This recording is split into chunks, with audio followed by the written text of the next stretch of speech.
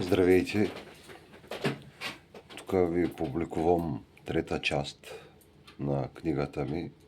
Чета точка по точка и правя коментар сам на себе си.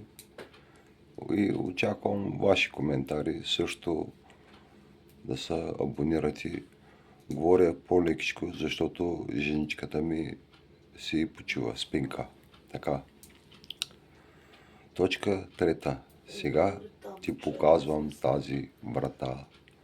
Това огледало, дори да си мислиш, че е измамно, то показва много повече от реалността и къде е ъгълът на реалността и истината.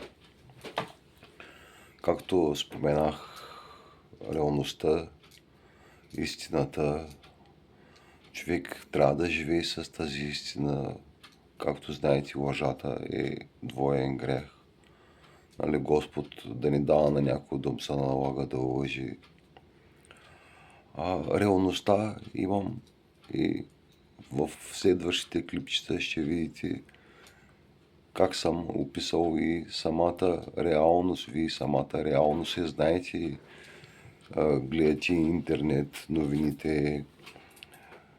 Нали, някои български медии ни отразяват даже, че има протести, че някои места само лоши новини казват такива. Не ви зареждат с положителна енергия, пък енергията е много важна, Тя директно тук идва и, както се казва, ако сте чували, надявам сте чували, че квантовата система е най-добрата. Аз я развих тук преди известно време.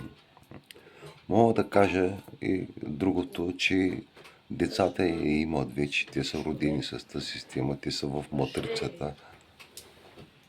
Извинявай, събудих ли те? Аз не спа, ти казвам. Добре. И така, до следващия клип.